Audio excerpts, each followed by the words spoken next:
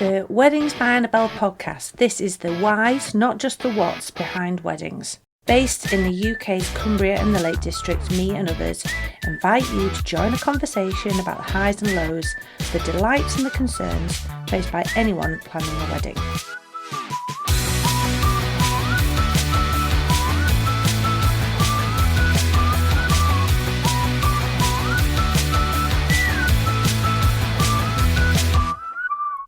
Hi, welcome to episode 5 of the Weddings by Annabel podcast. This episode is all about atmosphere. Why is the atmosphere of an event really important? So this isn't the sky, we're talking about the mood.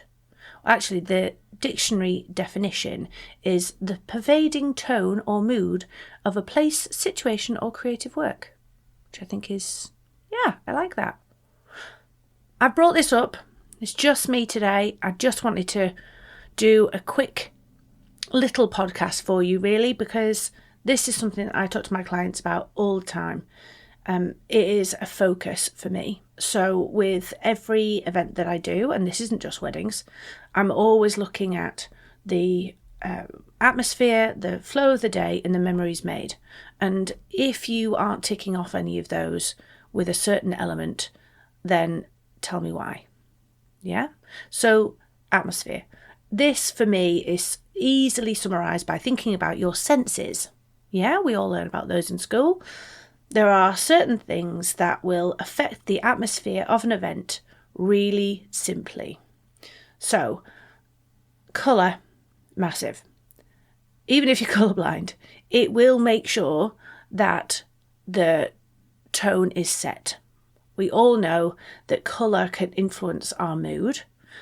So if you are having cool colours in there, they can have a very calming effect. They can be negative, but I think only if that's placed in a very cold atmosphere as well.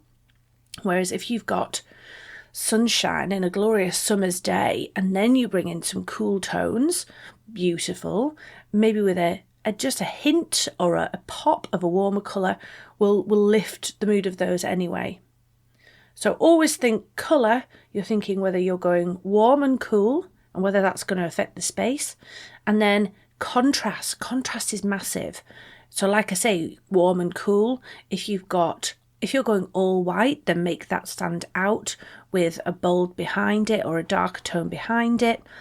So colour has got quite a lot of impact, I think, on the tone of the day. Yeah? Next thing I think about is lighting. Oh, this is so important. I love playing with lighting. So changing it through the day. So often you'll have certain amounts of lighting for a ceremony, for example, and then you'll move through to maybe an outdoor space, and what's the light like there? You know, if Mother Nature isn't helping you out there, what can you do to influence the mood lighting of a space? When you're at dining tables, often people are dining when it's still might be light outside, so you've got the benefit of that. So just a few candles, some fairy lights across the ceiling, that kind of thing will help. What I love is when it gets to that evening time where each of those tables, they're not for dining anymore. They might just be for gathering around and having a chat. So how about you mix it up? You could then have it where micro fairy lights are in amongst your flowers that haven't been visible before. Get somebody to turn those on. It'll instantly make almost that kind of like an intimate bar feel. So everybody's gathering around the tables and you've got these little pockets of like intimate chats going on. The mood then will be completely different because you never want to use any big lights, not at that time of the night. So colour, lighting. Next thing, I know this sounds a bit odd, but smell. One, you always like the smell of the food. Yeah, that makes you hungry, so it sets the tone. Like the next thing that's coming is food, and that smells brilliant. Yes, I'm immediately hungry. But do other spaces, do they smell clean? You know, is there a smell around, or can you put a smell around that makes people reminisce? You know, they often say that memories can be triggered by smells. It could be that this is an element that comes into the atmosphere of the day because that smell was around your childhood home, or where you live currently, this is your smell. How can you influence not just letting the great smells of food and that kind of things play out, but how can you influence the smells around you as well, and also contain any horrible smells? Next one I think about is temperature. Obviously, I work in Cumbria and the Lake District. We all know the lakes are here for a reason, right? It often rains, okay? It also means that we have a big chunk of the year around here, because we're up north, that is very cold. Nothing will upset your guests more than if at any point they are too cold or even too hot. It's a natural inbuilt thing that will make you feel unhappy. It will also then be, so when we're talking about the important things about how people have memories from the day, those important things, being cold, being too hot, that will be remembered. And you don't want to be remembered as, remember that wedding I was absolutely freezing all the way through the meal. So consider which guest you're putting where potential drafts or hotspots are, what you can do to cater for your guests.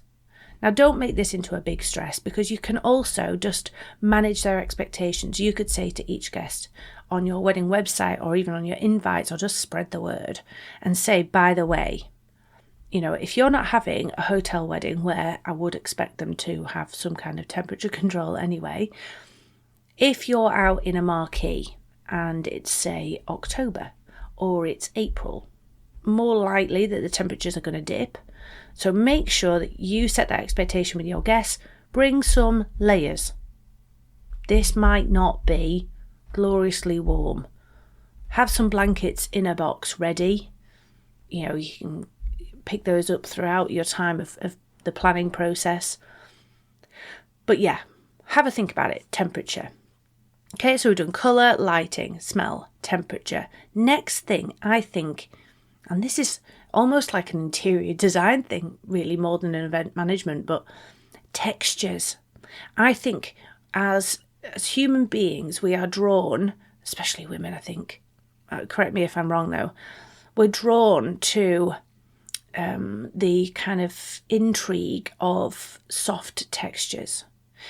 If you can mix it up, if you can do some contrasting textures, as well as some plush areas of comfort, I think that when you're going for especially a informal, chilled vibe at your do, just adding in those plush textures in some way, it shows that you care, it shows that you've considered this element, but I think it's really comforting.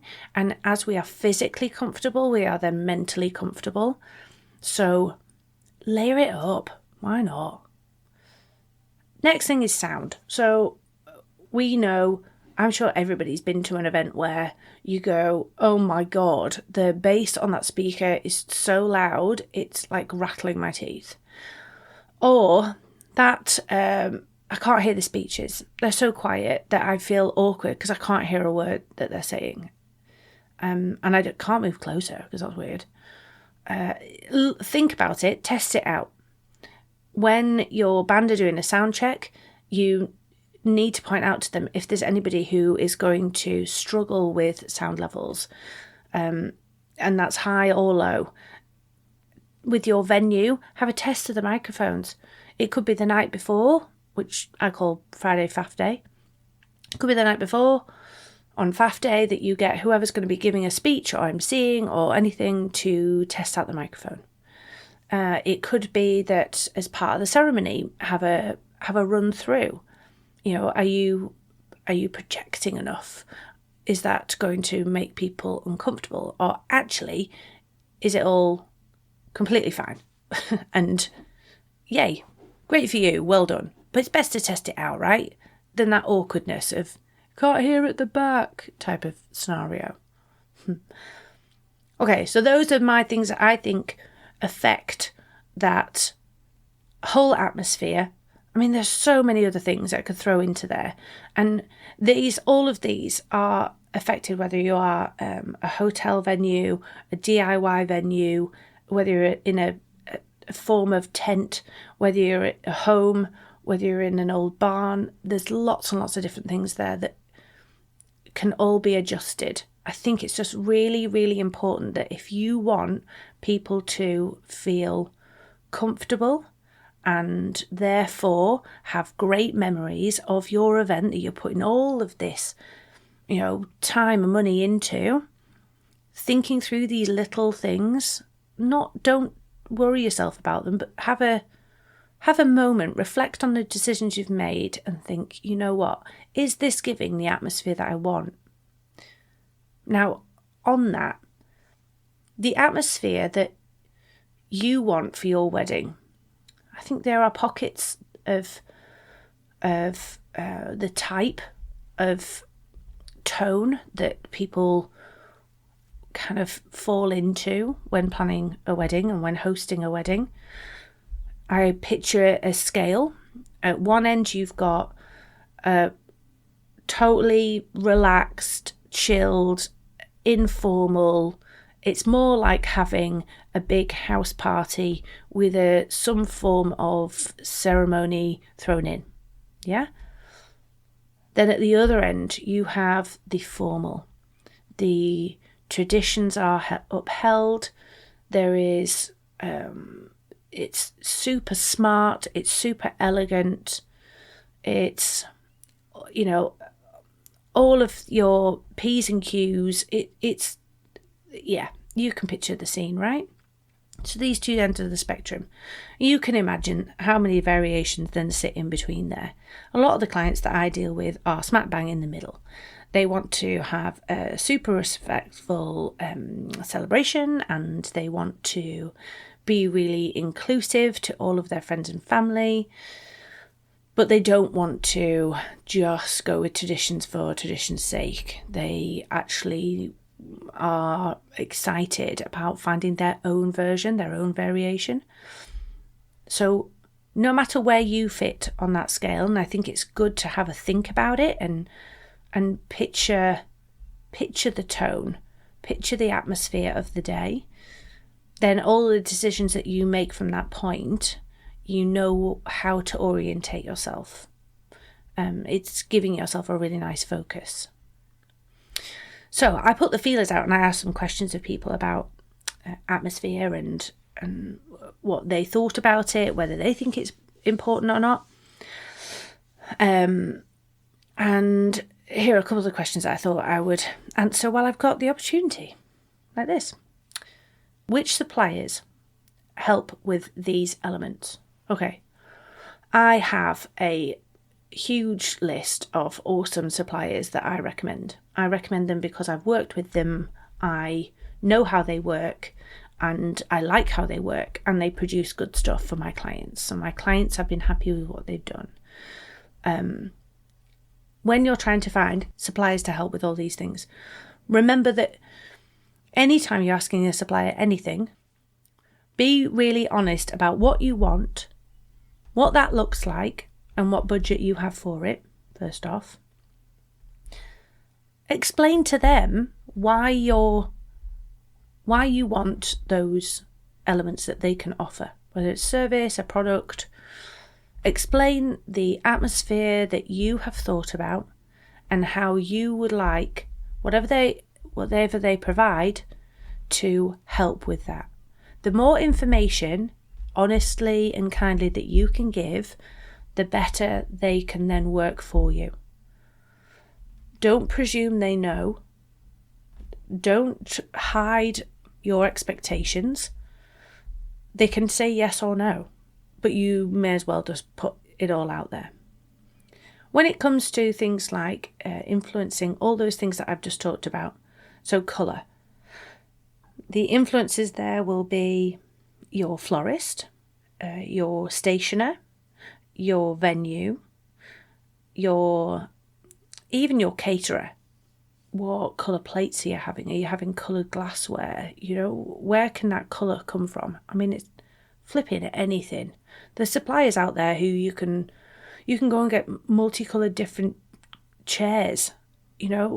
Colour can come from so many places, but always be cautious of your budget, because the further afield you go from your venue, the more expensive it's going to get. When it comes to lighting, there's a lot of furniture hire companies or venue stylists that can do hiring out of tea lights, candles, candle holders, fairy lights, festoon lights, spotlights, moving lights, you name it. Lighting, I think that's quite an easy one, but if you get stuck, you know where I am. Smell. Think about the venue. Where are you? Where will the kitchen be? Go and have a visit and see, I'll tell you what, they knew I was coming, but the toilets still stink. What's that about? Test it out. And, if you've got certain smells that you love, I think you'll be able to find those. I have faith in you. Temperature, again, is a venue thing. If you're struggling because you're in a barn or a marquee, speak to those companies, because often you can get space heaters in. I mean, they make a load of noise when they're on, but they only need a blast to take the chill out of the air. If it is going to be super hot, which I've had some of those where actually sunstroke has been a worry more than anything else, speak to your bar company and go, do you have enough water? Do we need to get in more ice, and where are we going to store that? Think around the other side of it, if that's going to be a concern for you. If you're looking at textures, well, again, prop hire, they can do glorious rugs and throws and nice textures, or take bits from your own home. If you're just making a little comfy zone, it could just be things that you borrowed from home. Or if you're going to buy some things, make sure that they can then go back to your house. Anything for the wedding, if you're buying it outright, then make sure you know that it's going to come back to your house. Yes, I like it. Sound, again, I'm hoping you know that this is obvious. It is whoever is performing the ceremony. It's whoever's providing music for the ceremony. It's all of the kit for speeches or background music later on. And it's your band or your DJ for the evening as well. Yeah? Another question I got asked is, does this have to be expensive? No, does not. I hope you can see from all these little bits and pieces, actually, all of these atmosphere influences, they don't have to be grand. They don't have to be big statement pieces. They can just be small elements that you've changed. And that care and consideration, even in the smallest parts, will make your guests feel at ease and comfortable. Another question is, why do we need this sort of thing? Fair enough. Why is it important? Like I say, well, I hope I've answered this. To me, it is vital. I think all of you, if you take a minute, you can think of an event that you've been to that has felt flat. It has that lacking oomph. It has nothing memorable about it. Or you've been and you feel like everything feels tense, or everything feels like it is a show. It's not you as a couple. It's not, you don't feel engrossed in the story. The event hasn't made you feel at ease. You haven't relaxed into it. You've sat and you've played your part. You've gone through the steps of the day, but you've come away going, okay, well, that was just tiring. Those events, I think, are ones where the atmosphere has been lacking. Sometimes it's just because people just don't realise, hence why I'm doing this podcast, right? Sometimes it's just that a few decisions have been made that actually aren't influencing it in a positive way. This could just be the mood of the guests. It could be that there is tension between, I don't know, the maid of honour and the mother of the groom. There could be that everybody's been hearing the chef in the background screaming at the staff. I'll do it. It could be that they've ran out of booze on the bar and, well, not booze, but maybe, I don't know, the favourite keg has ran out. Or it could be that a load of one table have started on the shots really early and now they're heckling every speech. Now, all of these things, I know they sound a bit terrifying. They're not, because that's where the team that you have involved, and that is your suppliers and your wedding team, are so influential. So having people by your side, know what you want, know your priorities, know how to step in, can problem solve, all of that. Having those people around you will help with those bits, those uncontrollables, those parts that you go, oh God, who's going to handle that? I'm not just saying you get somebody like me in, even though, that's not a bad idea. I tell you what though, on the next episode, we is me and Felicity Ashby. And Felicity is a makeup artist in the Lake District. And I've worked with Felicity for quite a while now. She's helped me out with quite a few events. And we're going to be talking about another thing that I always say to clients. You'll notice that I don't like to call it the wedding party. Because yes, you are going to have a party, of course. But it is your wedding team. And this is where I'm talking about not the suppliers, but your bridesmaids, ushers, groomsmen, whichever term you want. When picking these people, what to think about. So me and Felicity are going to share some stories and what we think makes a really good wedding team. So that will play into the atmosphere of your day too. So please tune in. I think I'm about done with this. If you've got any questions about creating the right atmosphere, tone, mood of your big day, weekend, however long it is, reach out. Pop us a line. I honestly don't mind. I would rather help than people worry about it.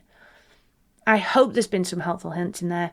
I will look forward to getting another podcast out with some other helpful tips and hints to help you along your wedding planning process. All right, thank you very much. Bye. If you would like some further advice or help or more information on Weddings by Annabel, or would like to be involved in the podcast, then email us via the website weddingsbyannabel.co.uk or find us on Instagram, Facebook or LinkedIn.